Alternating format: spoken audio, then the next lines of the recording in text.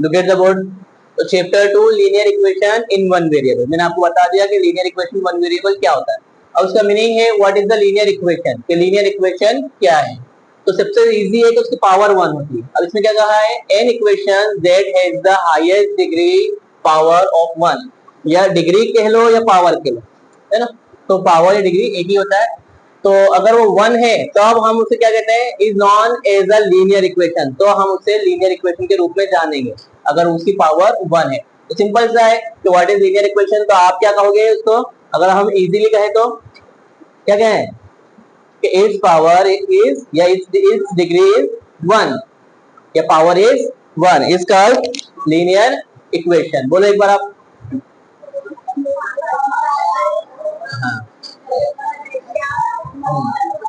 हाँ सिंपल सा, अगर आपसे पूछा जाए तो हमेशा शॉर्ट में बोल सकते हैं हम, ऐसा नहीं कि पूरा आंसर ही हमें इस टाइप से ही बोलना है, बुक की लैंग्वेज में जरूरी नहीं है, आप अपनी भाषा में भी कह सकते हैं। तो सिंपल है कि अगर उसकी पावर 1 है तो उसको हम लीनियर इक्वेशन कहेंगे, और अगर पावर 2 होता है तो वो लीनियर नहीं होता, वो क्वाड्रेटिक इक्वेशन हो जाएगा। वो आपका टॉपिक आगे आएगा, अभी नहीं है ना। तो अभी हम लीनियर की बात करें तो लीनियर में पावर हमेशा 1 रहेगी। ठीक है, एक तो ये हो गया इसका मीनिंग। दूसरा definition of linear equation in one variable. अब इसकी डेफिनेशन पूछिए कि डेफिनेशन क्या होगी।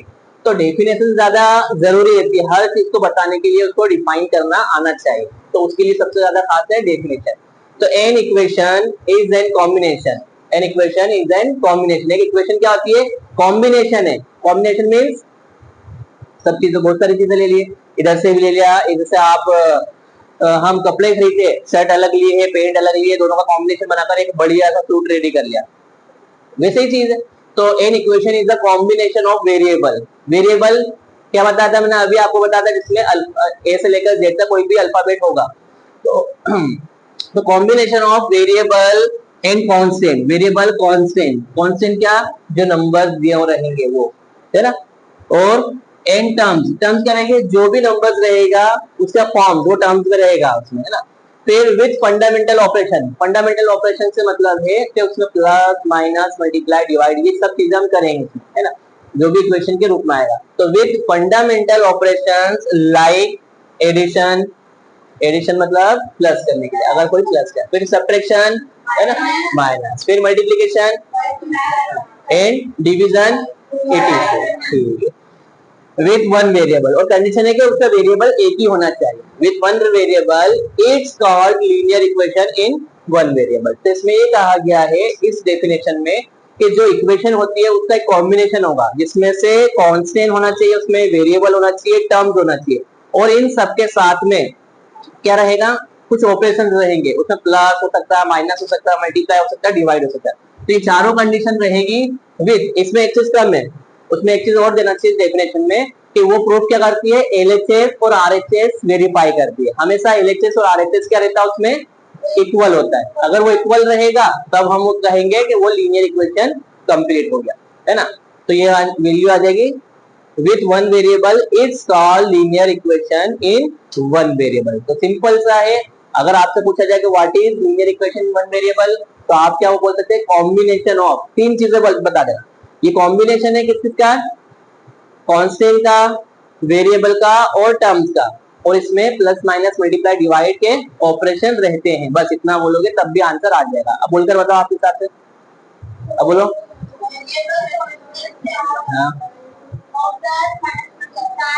हाँ ये क्या होते हैं, ऑपरेशन रहेंगे, प्लस माइनस मल्टीप्लाई डिवाइड, और उसका कॉम्बिनेशन किससे बनता है, उसमें वेरिएबल भी चाहिए, उसमें कांस्टेंट भी चाहिए, उसके टर्म्स होना चाहिए, ये सब चीजें मिलती है तब जाके वो एक लीनियर इक्वेशन बन जाता है ना, एक इक्वेशन कंप्लीट हो जाता है। कोई डाउट है यहाँ पर, ठीक है। देखिए अब हमने एक एग्जांपल लिया है 2x + 5 = 70। ये एक इक्वेशन है, लीनियर इक्वेशन है ना। हमने कैसे पता करा, जो वेरिएबल रहेगा उसकी पावर 1 होना चाहिए। तो यहाँ पर पावर तो फेल नहीं हो रही है, हम कैसे माने, तो रूल्स के अकॉर्डिंग जिस पर कोई पावर नहीं होती है वो 1 रहती है, जिस पर पावर नहीं होगा तो वो क्या रहेगा, 1। ठीक है, तो सॉल्व करते हैं फिर। 2x + 5 = 70। जब भी ऐसी वैल्यू आ जाए तो हम क्या करेंगे, इसे एक तो फाइंड करना है, एक वेरिएबल है, इसी को हमें डिफाइन करना है। तो हम क्या करेंगे, इसके साथ वाली सारी वैल्यू को एलएचएस से आरएचएस ट्रांसफर करते हैं। जब भी किसी नंबर्स को एलएचएस से आरएचएस या आरएचएस से एलएचएस लाया जाता है तो उसके साइन चेंज हो जाते हैं, अपोजिट साइन लग जाता है।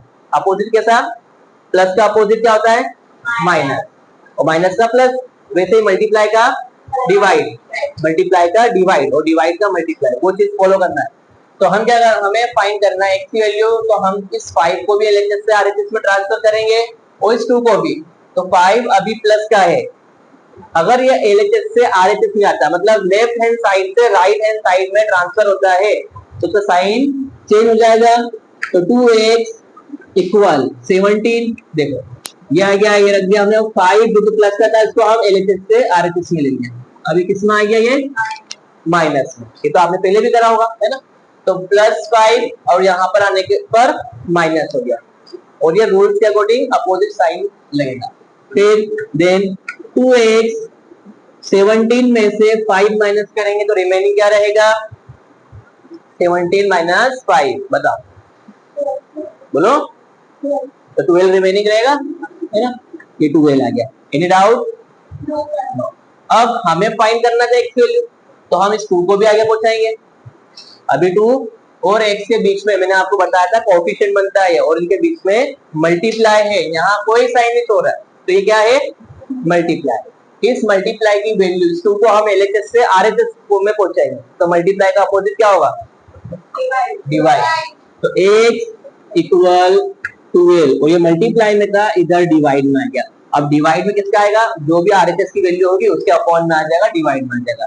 क्या 2 की टेबल में 12 आता है, हाउ मेनी टाइम्स, तो 6 टाइम में कैंसिल हो गया, ठीक है। इसका मतलब कि x की वैल्यू क्या है, 6, है ना। अब हमें x की वैल्यू मिल गई है। जब तक x की वैल्यू नहीं मालूम थी, मतलब वैल्यू नहीं मालूम थी, तो उसकी जगह x ने ले रखी थी, वेरिएबल ने ले रखी। तो वेरिएबल का यही काम होता है, हमें वो वैल्यू नहीं मालूम है या डिफाइन नहीं है, तब तक उसकी जगह वेरिएबल रहेगा। अब ये वेरिएबल से हमें इसकी वैल्यू मिल गई है, तो यहाँ 6 सही है। अब हम कैसे कंफर्म करेंगे कि आंसर सही है, वेरीफाई भी तो करना पड़ेगा इससे। तो रूल्स के अकॉर्डिंग, यस बोलो।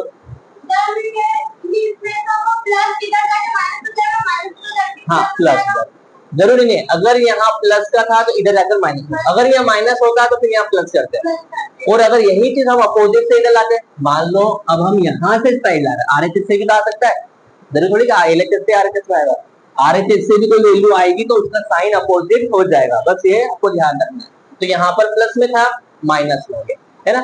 अगर यहाँ पर माइनस होता तो वो इधर आकर 100% प्लस का हो जाता है ना। अब हमें वैल्यू मिल गई 6, लेकिन हम इसे करेंगे चेक। अब चेक कैसे करें, देखो 2 चेक। अब चेक करने के लिए रूल्स के अकॉर्डिंग जो भी आंसर आएगा उस आंसर के बेस पर एलएचएस और आरएचएस हमेशा इक्वल आना चाहिए। अगर इक्वल आते हैं तो आंसर करेक्ट है, और अगर एलएचएस आरएचएस इक्वल नहीं आते हैं तो आंसर रॉन्ग है। तो हम इसे वेरीफाई करें, अब चेक करें। तो इक्वेशन क्या है, 2x + 5 = 17। तो रूल्स के अकॉर्डिंग ये वैल्यू इसमें पुट कर देंगे और वैल्यू एलएचएस आरएचएस बराबर आना चाहिए। तो 2x, अब x की वैल्यू एक्चुअल में क्या आई है हमारे पास, x क्या है, वेरिएबल, जिसकी वैल्यू क्या निकली 6। तो उस x को रिप्लेस कर देंगे उसकी वैल्यू से। तो 2 और x के बीच में क्या है, कुछ तो होगा कनेक्शन। 2 और x के बीच में यहाँ पर मल्टीप्लाई है, 2 इंटू x, x की वैल्यू क्या आ गई 6। कोई डाउट है यहाँ पर? फिर +5 = 70। एनी डाउट इसमें? 2 6 12, 2 6 12, 12 + 5 = 17। इनको प्लस करने पर 17 ही आएगा।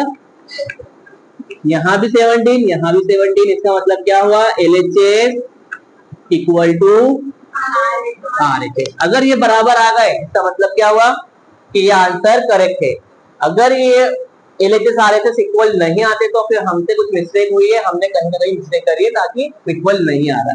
तो इससे क्या हुआ, एक तरफ हमने सॉल्व करा, दूसरी तरफ उसे वेरीफाई कर लिया है, तो चेक करके बताया कि आंसर सही है कि नहीं। तो हम इससे पता कर सकते हैं कि हमारी जो वैल्यू है एक्चुअल में वो आंसर सही दे भी रही कि नहीं, वो आंसर सही है कि नहीं।